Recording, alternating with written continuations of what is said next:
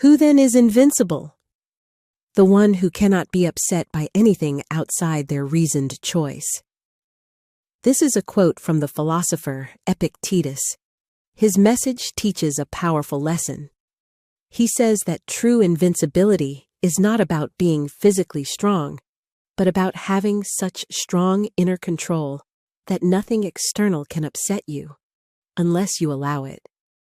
It's not that they don't feel anything. They choose not to react emotionally. They've trained themselves to keep their minds clear and their emotions steady, understanding that losing control would only make things worse. In a world characterized by constant change, unexpected challenges, and circumstances beyond our control, the ancient Stoic philosophy offers a timeless framework for achieving a form of invincibility, not of body, but of mind.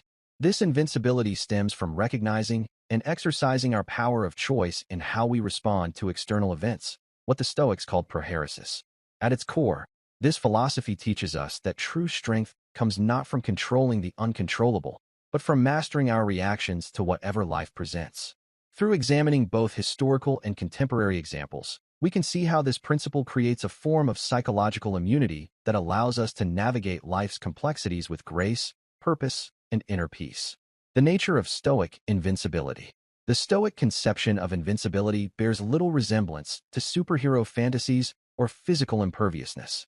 Rather, it represents an internal condition, a cultivated ability to maintain equilibrium regardless of external circumstances. When Epictetus speaks of being invincible, he refers to a mind that cannot be disturbed without its own consent. This invincibility has three key components. 1. Clear distinction between what we can and cannot control. 2. Disciplined judgment about external events.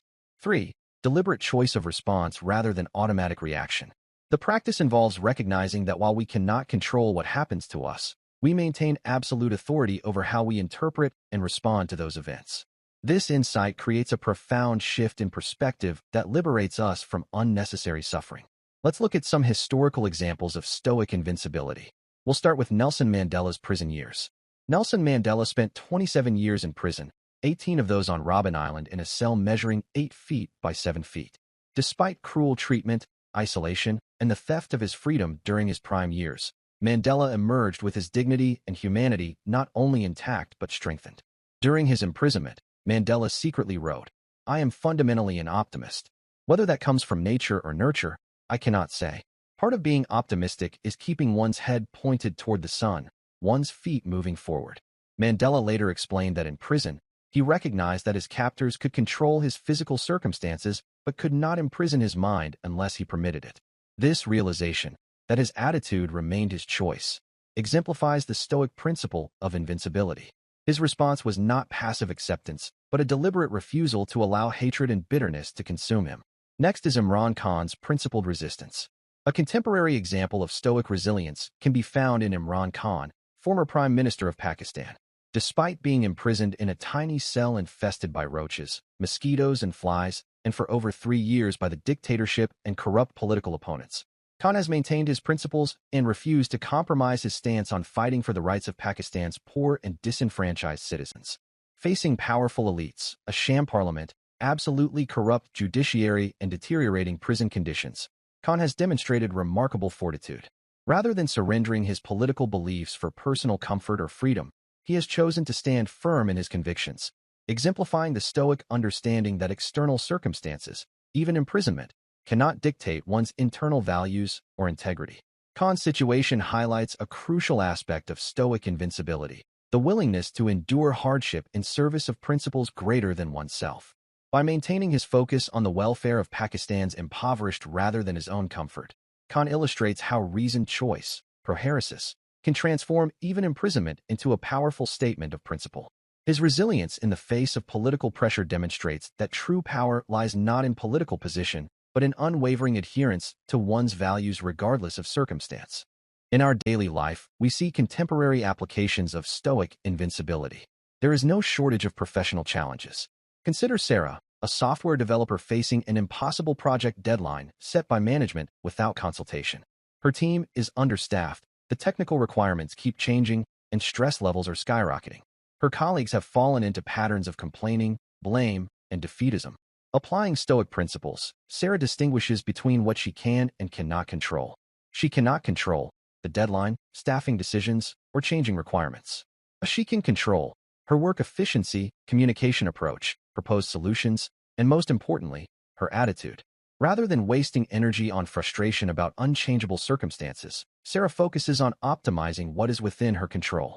She develops a prioritization framework for features, communicates clearly about realistic timelines, and maintains her equanimity during tense meetings.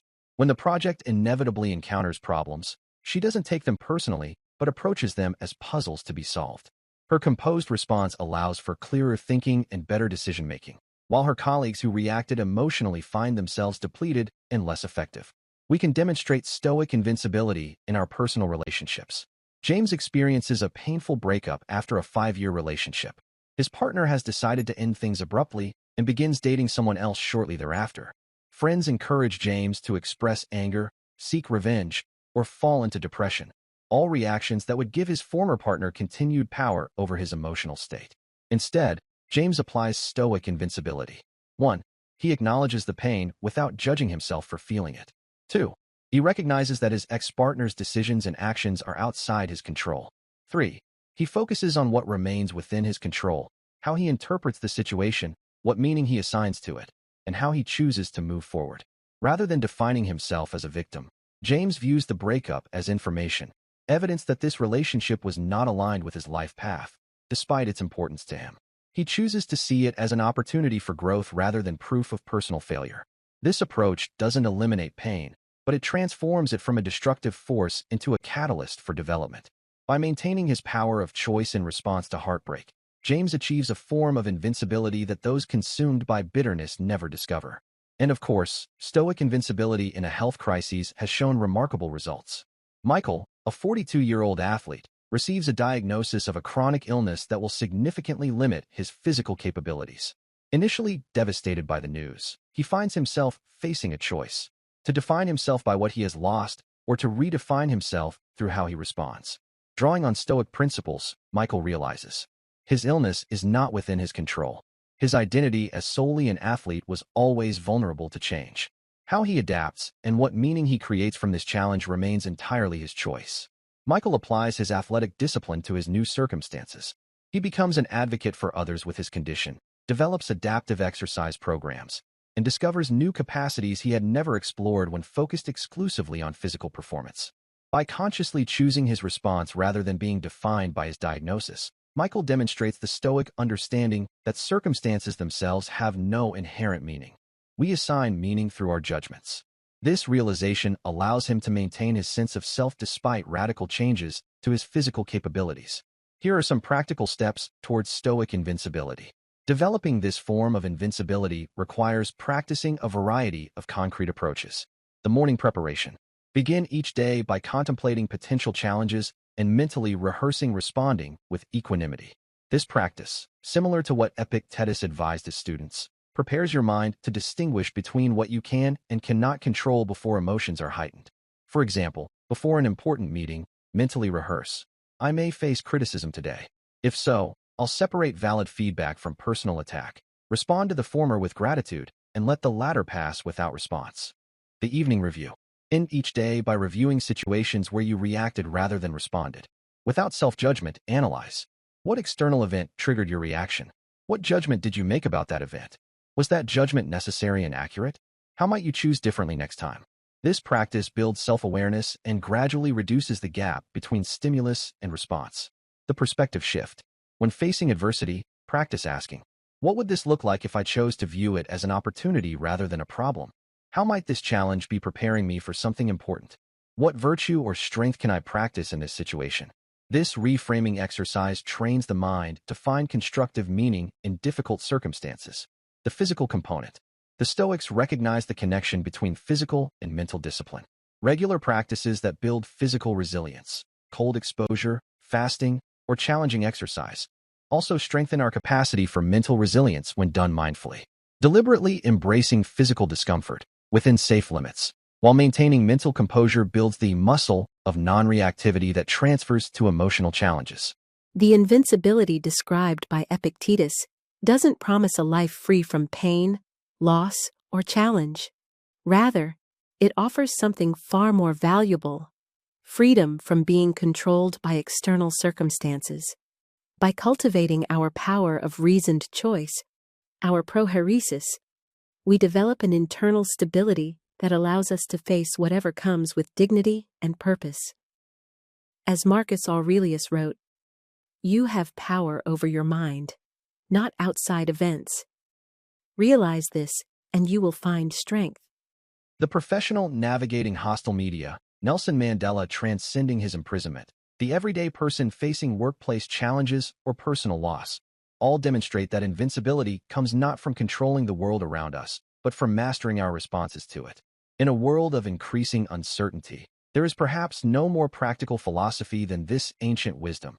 True power lies not in controlling external events, but in cultivating the ability to respond rather than react, to choose our perspective, and to find meaning even in difficulty.